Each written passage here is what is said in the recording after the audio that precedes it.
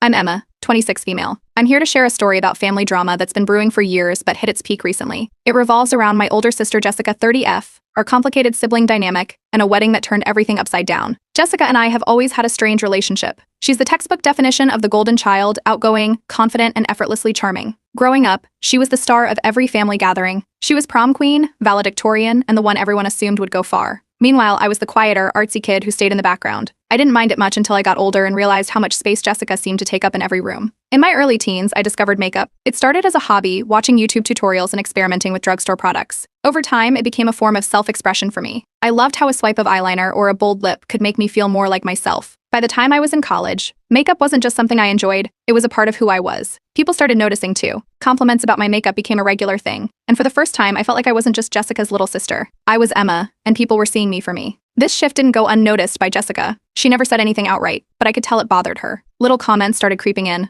Wow, Emma, you're wearing a lot of makeup today. Or, don't you think that's a bit much for brunch? It felt like she was trying to pull me back into her shadow, but I brushed it off. I wasn't going to stop doing something that made me happy just because it made her uncomfortable. Fast forward to earlier this year when Jessica announced her engagement to her long-term boyfriend. The wedding planning kicked into high gear, and as expected, Jessica was the center of attention. I was genuinely happy for her, even though the family dynamic hadn't changed much. Our mom was practically glued to Jessica's side, helping her pick out flowers and centerpieces, while I was mostly kept in the loop through group chats. Then came the bombshell. At a family dinner, Jessica pulled me aside and casually mentioned that she had a small request for the wedding and the events leading up to it. She asked me to tone down my makeup for her engagement party and the wedding. At first, I thought she was joking. But no, she was dead serious. She said she didn't want me drawing attention on her big day. I was stunned. It wasn't like I was planning to show up in glitter eyeliner and neon lipstick, not that there's anything wrong with that. I just wanted to wear makeup the way I always do. It felt unfair and controlling. I told her I'd think about it, but the conversation left a bad taste in my mouth. The next day, I brought it up to my parents. My mom immediately took Jessica's side, saying, "It's her wedding. You should respect her wishes." My dad, ever the peacemaker, stayed neutral, saying he understood both perspectives. It was clear that if I pushed back, I'd be painted as the difficult one. To keep the peace, I reluctantly agreed to scale back my makeup for the engagement party. I showed up wearing a barely there look, light foundation, a hint of mascara, and a neutral lip. The reactions were not great. People kept commenting on how different I looked, asking if I was feeling okay, or if I'd stopped wearing makeup altogether. Jessica, on the other hand, seemed pleased. She spent most of the night basking in the attention and barely acknowledged me. It was frustrating, but I held my tongue. Things came to a head later that night. After the party, Jessica cornered me in the kitchen and accused me of not trying hard enough to tone down my appearance. She said the comments from guests about my new look made her feel like I was still trying to steal the spotlight. That was the last straw. I told her I wasn't going to change who I was just to make her feel better about herself. She stormed off, and the tension between us has been unbearable ever since. The next day, I turned to Reddit for advice. I laid everything out, from Jessica's request to the engagement party fallout. The responses were mixed. Some people said I should compromise since it's her wedding, while others called out Jessica's insecurities and controlling behavior. The most upvoted comment said, "This isn't about makeup, it's about your sister's inability to handle not being the center of attention." That hit a nerve because it felt true. Since then, things have only gotten more awkward. At a recent family dinner, Jessica brought up the makeup issue again, accusing me of always needing to be the star. I finally snapped and told her I wouldn't attend any more wedding events if she kept dictating my choices. The room went silent, and I left feeling both relieved and guilty. Now, the family is divided. Jessica is telling anyone who will listen that I'm trying to ruin her wedding, while I'm over here wondering how we got to this point. All I wanted was to support my sister without losing myself in the process. But right now, that feels impossible. Update 1. After the family dinner blow-up, I thought things would calm down, but I was dead wrong. The next morning, my mom called me, her voice unusually stern. She got straight to the point. I needed to apologize to Jessica and agree to her simple request. She insisted that weddings are stressful and that I should make it easier on my sister by giving in. It wasn't a suggestion, it was an ultimatum. If I didn't comply, I'd be the one causing unnecessary family drama. Later that evening, my dad called. His tone was quieter, almost apologetic. He admitted he didn't think Jessica's request was fair but urged me to consider keeping the peace for the family's sake. He wasn't pushy like my mom, but it still felt like pressure. He even joked about how Jessica had always been a little high maintenance but said this was just how she dealt with stress. I could tell he didn't want to take sides, but the message was clear. I was on my own in this. Meanwhile, Jessica started texting me every single day. Her messages weren't long, but they were relentless. She kept repeating how selfish I was being, how my makeup choices were disrespectful, and how I was making everything harder for her. It felt like she was trying to wear me down. At one point, she even brought up old grudges, like how I supposedly always had to make things about myself. It was exhausting. Then she escalated things by bringing the issue into our family group chat. Jessica made a long post about how she was disappointed in my unwillingness to compromise and how hurtful it was that I couldn't support her on the most important day of her life. She didn't name me directly, but it was obvious who she was talking about. Cousins and aunts jumped in, mostly siding with Jessica. A few said things like, "It's her wedding. Just let her have this." One aunt even called me immature. I stayed quiet. There was no point arguing in a group chat where everyone had already picked their side. Feeling cornered, I vented to my best friend. She didn't sugarcoat it. She said this wasn't about makeup at all. It was about Jessica's insecurities. She told me to stand my ground, reminding me that I had every right to express myself. It was a reality check I desperately needed. A few days later was Jessica's bridal shower. I didn't want to go, but skipping it would have caused more drama. So I showed up wearing a very simple look, mascara, a bit of blush, and a nude lip. I figured it was neutral enough to avoid more complaints. Everything was fine at first, until Jessica spotted me talking to a group of her friends. She walked up, gave me a once-over, and accused me of still not getting it. She made a comment about my eyeliner being too much for her shower. Her voice wasn't loud, but it was sharp enough that everyone around us heard. I wanted to sink into the floor. After that, I excused myself to the bathroom, trying to collect myself. The rest of the shower felt like a blur. Jessica avoided me, and I avoided her. By the end of the event, I knew I couldn't keep doing this. The constant criticism was too much. When I got home, I posted an update on Reddit. I asked if I should skip the wedding altogether to avoid more drama. The responses were overwhelmingly in my favor. People told me Jessica was being unreasonable and controlling. Some shared similar experiences with their own siblings, which made me feel less alone. The next morning, I got a private message from a cousin who had stayed quiet in the group chat. She admitted she thought Jessica was being unreasonable but said she didn't want to get involved. She told me she admired how I was standing up for myself and encouraged me to keep doing what felt right. Around this time, I started reflecting on my childhood. Jessica had always needed to be the center of attention. Every school recital, every family vacation, every holiday, it was always about her. If I ever tried to shine, even just a little, she found a way to overshadow me. It made sense now why she was so fixated on controlling my appearance for her wedding. This wasn't just about makeup, it was about her needing to feel superior. A few days later, Jessica texted me with a compromise. She said I could wear makeup to the wedding if she got to approve the look beforehand. I didn't even need time to think about it. I refused. It felt humiliating to even consider letting her dictate what I could or couldn't wear. She didn't take the rejection well. The next morning, Jessica posted in the group chat that I was officially uninvited from the wedding unless I apologized and agreed to her terms. It was a full-on family blow-up. Some relatives called me selfish, others stayed quiet. My dad sent me a private message saying he was sorry it had come to this, but he hoped I'd reconsider. I didn't. I stood my ground. The support I got from Reddit helped me feel confident in my decision. Most commenters told me I wasn't wrong and reminded me that family doesn't get to control you just because they're family. So, as of now, I'm not going to the wedding. Jessica can have her day exactly how she wants it. I just hope it's worth all the drama she's caused. Update 2. After Jessica officially uninvited me from her wedding, the fallout was immediate. Within days, my phone was blowing up. Aunts, uncles, and cousins began calling and texting, accusing me of being selfish and ruining Jessica's big day. It was like Jessica had put out a family-wide PB, painting me as the villain who dared to say no to the bride. The messages weren't just from immediate family either. A second cousin I hadn't spoken to in years texted me out of the blue, saying I should just apologize and move on. The general theme was that weddings are sacred, and I was overreacting. One aunt even called me jealous, which was laughable considering I had zero interest in competing with Jessica. Thankfully, my friends had my back. My best friend, in particular, went into full cheerleader mode, reminding me I wasn't the one being unreasonable. Another friend offered to take me out for drinks, calling it a celebration of dodging bridezilla bullets. Their support kept me grounded while my family seemed intent on tearing me down. Then Jessica took things public. She posted a photo of herself with the caption, "Some people don't know how to let others have their moment. Glad to know who really supports me." She didn't tag me, but the timing and tone made it clear who she was talking about. The comments section turned into a pity party, with her friends chiming in about how hard it must be for her to deal with toxic people. It was infuriating. I debated staying silent, but ultimately decided to write my own response, not on her post, but on my own page. I kept it measured, explaining that I respected Jessica's desire to have her day how she wanted it, but I also wasn't willing to compromise my identity to make someone else feel better. I didn't name Jessica or give specific details, but it was enough to stop some of the side-eye I'd been getting from mutual acquaintances. Surprisingly, 2 cousins privately reached out to me after seeing my post. Both admitted they regretted siding with Jessica so quickly. One even said she felt pressured to back Jessica because it's her wedding. Their messages felt like small wins in what had been a losing battle. The wedding happened without me, but the drama didn't end there. A week later, photos from the event started popping up on social media. At first, I avoided them, not wanting to see what I'd missed. But curiosity got the better of me, and I clicked on a few tagged photos. The pictures told an interesting story. Jessica looked gorgeous, as expected, but in several shots, her smile seemed forced. In one group photo, she looked outright annoyed. A mutual friend later told me there had been tension at the reception, though she didn't elaborate. Part of me wondered if Jessica had spent the night stressing over whether her big day was perfect enough. Then came my mom's call. She was crying before I even picked up. She begged me to reconcile with Jessica, saying that family comes first and that all this drama was tearing everyone apart. She even tried to guilt-trip me by saying Jessica had been so stressed in the weeks leading up to the wedding. I listened but didn't give her the response she wanted. If anything, her call just reinforced how much of the blame was being unfairly placed on me. A few days later, Jessica's husband got involved. He called me, claiming he wanted to mediate between us. He said Jessica was hurt by everything that had happened but insisted she still loves me deep down. It felt like he was trying to play both sides. I thanked him for reaching out but made it clear I wasn't interested in rehashing the argument. On a brighter note, I got some unexpected good news at work. My manager called me into her office and announced I'd been promoted to a senior position. The timing couldn't have been better. After weeks of family drama, it felt amazing to have something positive to focus on. My coworkers even threw me a small celebration, complete with cupcakes and a congratulatory card. One of them, a fellow makeup enthusiast, gifted me a high-end makeup set as a nod to my hobby. It was such a thoughtful gesture, and it reminded me that not everyone sees my passion as a problem. Meanwhile, my Reddit post started gaining traction. Comments poured in from strangers sharing their own stories of family drama. Some even messaged me privately to thank me for standing my ground, saying it inspired them to do the same in their lives. Knowing my experience resonated with others made me feel less alone. Then came the family meeting.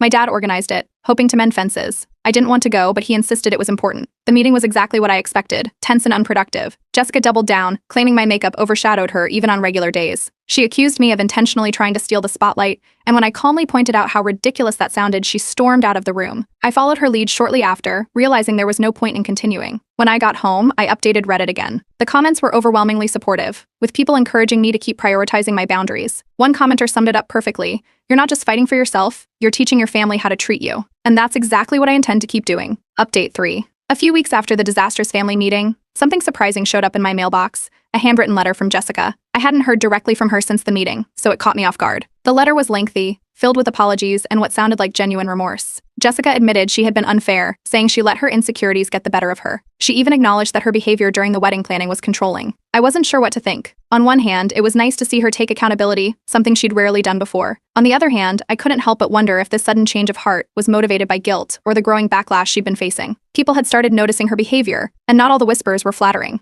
Soon after, our family hosted a BBQ. I wasn't planning to go, but my dad convinced me it would be good to show up and clear the air. I arrived late, hoping to avoid unnecessary small talk. Jessica approached me not long after I walked in. To my surprise, she apologized publicly in front of several relatives. She said she regretted how she'd acted during the wedding drama and acknowledged that she let the stress get to her. For a moment, it felt like progress. But then she added, almost as an afterthought, that she hoped I'd work on my obsession with makeup because it was becoming a bit much. It was a classic Jessica move, one step forward, two steps back. I took a deep breath, told her firmly that I wouldn't tolerate any more passive-aggressive comments, and walked away. The BBQ became awkward after that, with relatives avoiding eye contact and mumbling about family tension. A week later, I got a message from a mutual friend who had attended Jessica's wedding. She shared a few of the professional bridal photos, adding that she thought I might want to see them. The pictures showed Jessica looking beautiful, but there was something off in her expression. In many of the shots, she looked tense, almost like she wasn't enjoying herself. It confirmed what I'd suspected. Even without me there, Jessica couldn't fully relax on her big day. Seeing those photos made me feel even more confident about my decision to skip the wedding. I wasn't the problem. Her insecurity was. Around the same time, Jessica found herself facing online backlash. Someone had anonymously posted about her wedding behavior on a local forum, detailing her unreasonable demands and the drama with her sister. The post didn't name names, but it was specific enough for people in our social circles to connect the dots. Jessica's reputation took a hit, with several acquaintances reaching out to me, asking if the story was true. Jessica, of course, assumed I was behind the leak. She called me, accusing me of spreading the story to make her look bad. I denied it, and she didn't push the issue further, but the conversation ended on a sour note. Later, I found out from another cousin that Jessica had been venting about me at work, claiming I was out to ruin her life. It was exhausting to hear, but I chose not to engage. At this point, it felt pointless to argue with her. On a brighter note, all the drama inspired me to channel my energy into something positive. I started a blog about self-expression and confidence, sharing stories about my journey with makeup and the lessons I'd learned along the way. The blog gained traction quickly, with readers commenting on how relatable my posts were. It felt good to turn a painful experience into something meaningful. A few weeks later, my dad invited me to lunch. He told me he wanted to help Jessica and me mend our relationship, but this time he took a different approach. Instead of asking me to compromise, he focused on giving us a neutral space to talk. Jessica showed up reluctantly, but to my surprise, the conversation went better than I expected. For the first time, Jessica admitted she'd always felt overshadowed by me in certain ways. She said my ability to express myself so confidently had made her feel inadequate, even if she couldn't put it into words at the time. Hearing her say that was eye-opening. It didn't excuse her behavior, but it helped me understand where some of her actions were coming from. We ended up reminiscing about our childhood, laughing over shared memories of family vacations and silly inside jokes. For a moment, it felt like the tension melted away. But even as we found common ground, I knew I needed to set boundaries for my own mental health. After that lunch, I decided to take a step back from Jessica. I told her I appreciated the apology and the conversation, but I needed time to focus on myself. She didn't argue, which was a small miracle in itself. My decision wasn't met with universal approval. My mom called me, upset that I wasn't fully reconciling with Jessica. Other relatives took sides, with some saying I was right to prioritize my well-being and others accusing me of being cold. But for the first time in years, I didn't care what anyone else thought. My blog was thriving, my friends were supportive, and I finally felt free to live my life without constantly worrying about Jessica's opinion. I ended my latest Reddit post by thanking everyone who had followed my story and offered advice. Their support had been a lifeline during one of the most challenging times in my life. Now, I'm focusing on building a future where I prioritize my happiness, and that feels pretty amazing. Update 4. After the forum post about Jessica's behavior gained traction,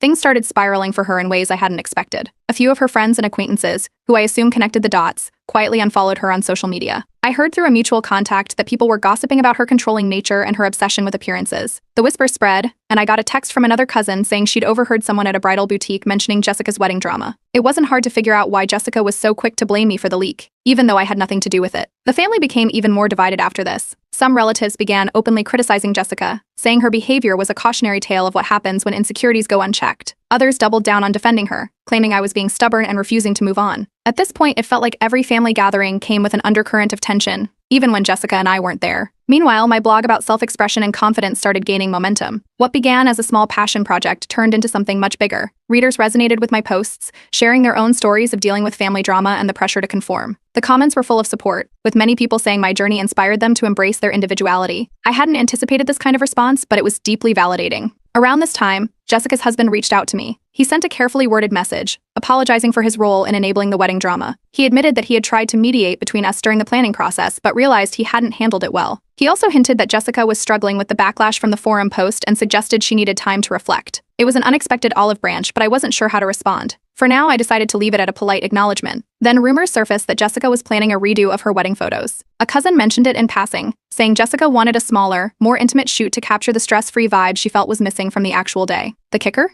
I wasn't invited. While I felt a twinge of sadness, I also couldn't help but feel relieved. It was just another reminder that Jessica and I needed space. As I continued to process everything, I started therapy. The sessions helped me unpack years of feeling overshadowed by Jessica and the resentment I hadn't fully acknowledged until now. I realized that much of the tension between us came from deeply rooted family dynamics, not just the wedding drama. Therapy became a safe space for me to sort through my feelings and set healthier boundaries moving forward. Mom, however, was still a wild card. On one hand, she occasionally admitted that Jessica's behavior had strained her relationships with others. On the other, she continued pressuring me to reconcile, saying things like, "You're sisters. You'll regret this distance someday." The mixed messages were exhausting, but I kept reminding myself that I wasn't responsible for fixing everything. Meanwhile, Jessica started posting cryptic captions on Instagram. Phrases like "some people never learn to be humble and family should mean loyalty, not betrayal" popped up regularly. It was clear they were directed at me, and I decided to block her. It wasn't an easy decision, but I needed peace of mind, and her posts weren't helping. A month later, both Jessica and I were invited to a mutual cousin's wedding. I hesitated at first, worried the event would turn into another battlefield. But my friends encouraged me to go, reminding me that avoiding events because of Jessica gave her too much power. I decided they were right and RSVP'd. The wedding day started off smoothly enough. I avoided Jessica and stuck to chatting with other relatives and friends. But during a bathroom break, Jessica found me. She accused me of being vindictive and attention-seeking, throwing out claims that I'd ruined her reputation. I kept my voice calm and reminded her I was only there to celebrate our cousin. My lack of reaction seemed to frustrate her even more, and she left the bathroom in a huff. Later that evening, Jessica created a scene at the reception. I wasn't nearby, but multiple people told me she loudly complained about me to a group of relatives, saying I'd turned the whole family against her. The bride herself had to pull Jessica aside and scold her for causing drama at someone else's wedding. After the reception, the bride came up to me and apologized on Jessica's behalf. She thanked me for handling the situation gracefully and admitted she'd had her own issues with Jessica in the past. Her words were a small comfort after an otherwise tense day. Back at home, my blog continued to grow. Some commenters started speculating that I might be the same Emma from the now viral Reddit story. While I didn't confirm or deny it, the parallels were hard to ignore. It made me realize how much my story resonated with others, even beyond my small corner of the internet. In the weeks following the cousin's wedding, Jessica went quiet. No Instagram posts, no group chat messages, nothing. Relatives speculated that her husband had encouraged her to take a step back and reflect. I didn't reach out to her, choosing instead to focus on my own life. For the first time in years, I felt like I was finally in control of my narrative. My blog had become a platform for others to share their own stories, and the community we were building felt like a silver lining to all the chaos. Update 5. Months passed after Jessica's radio silence, and life seemed to settle into a new normal. I focused on my blog, which was now reaching a wider audience than I'd ever anticipated. Readers were sharing their own stories of navigating family drama, and it felt empowering to be part of a supportive community. Just when I thought Jessica was out of the picture for good, she called me out of the blue. I almost didn't answer, but curiosity got the better of me. Jessica's voice was hesitant, not the commanding tone I'd grown used to. She told me she'd been in therapy for a few months and realized how her insecurities had driven her actions. She wanted to repair our relationship. Her tone seemed sincere, but I couldn't ignore the history between us. Still, I agreed to meet her for coffee, wanting to hear what she had to say in person. When we met, Jessica admitted she'd been projecting her own feelings of inadequacy onto me. She talked about how my confidence and self-expression had always made her feel insecure, even if she hadn't realized it at the time. She said she regretted how she'd treated me during her wedding planning and acknowledged the damage it caused to our relationship. It wasn't easy to sit through, but it felt like the most genuine apology I'd ever received from her. I accepted her apology but made it clear that I wouldn't tolerate any controlling behavior in the future. If it happened again, I told her I'd have no problem cutting contact permanently. She nodded, and for the first time, it felt like she really understood my boundaries. A few weeks later, our dad organized a family dinner to help facilitate the reconciliation. I wasn't thrilled about it, but I decided to go, if only to show Jessica I was willing to meet her halfway. The evening was tense, our mom was on edge, and other relatives seemed unsure whether to act like everything was normal or tread carefully. Despite the awkward atmosphere, there were no major blow-ups, and Jessica kept her composure. It felt like progress, even if only a small step forward. After the dinner, Mom pulled me aside. She apologized for how she'd taken Jessica's side during the wedding drama, admitting she'd felt pressured to prioritize Jessica as the bride. She said she regretted not supporting me more and hoped we could all move on. Her apology caught me off guard, but I appreciated it nonetheless. Over the next few months, I noticed changes in Jessica. She stopped making passive-aggressive comments and started reaching out in more thoughtful ways. For example, she sent me a birthday card with a heartfelt message, something she hadn't done in years. She also began asking about my blog and genuinely seemed interested in my work. While I was cautious about fully trusting her, these small gestures made me think she was serious about changing. As our communication improved, Jessica opened up about her own struggles. She admitted she'd felt overshadowed in her marriage, too, and that those feelings had forced her to confront her pattern of controlling behavior. Hearing her be so vulnerable was a side of her I wasn't used to, and it gave me hope that our relationship could evolve into something healthier. At one point, Jessica suggested we try joint therapy to address some of the lingering tension between us. I agreed, and the sessions turned out to be surprisingly helpful. The therapist helped us identify triggers and taught us strategies to navigate future conflicts. It wasn't a magic fix, but it gave us a foundation to build on. As word spread through the family that Jessica and I were working on our issues, the atmosphere shifted. Relatives who had taken sides during the wedding drama seemed relieved to see us talking again. Even our mom seemed less stressed, although she still had moments of trying to play mediator unnecessarily. Jessica's husband reached out again during this time, thanking me for giving Jessica another chance. He shared that her therapy had also improved their marriage, which was a nice reminder that personal growth has ripple effects. Then something unexpected happened. I got engaged. My fiancé proposed during a weekend getaway, and it was everything I'd ever wanted. Simple, heartfelt, and drama-free. Jessica offered to help with the wedding planning, but I politely declined, preferring to avoid any potential conflicts. She took it well, which felt like another small victory. On my wedding day, Jessica surprised me with a speech during the reception. She stood up and talked about how much she admired my confidence and individuality, acknowledging the mistakes she'd made in the past. It was emotional and heartfelt, and it felt like a true turning point in our relationship. As I looked around the room that night, I couldn't help but reflect on how far things had come. Standing up for myself during Jessica's wedding had been one of the hardest things I'd ever done, but it had also been the most rewarding. Setting boundaries hadn't just protected me, it had forced the people around me to respect my autonomy. I ended my journey where it began, on Reddit. I wrote a final post, thanking the community for their advice and support throughout the chaos. I shared the lessons I'd learned about family, boundaries, and the importance of self-respect. My closing message was simple. Even when it's difficult, prioritizing your well-being is always worth it.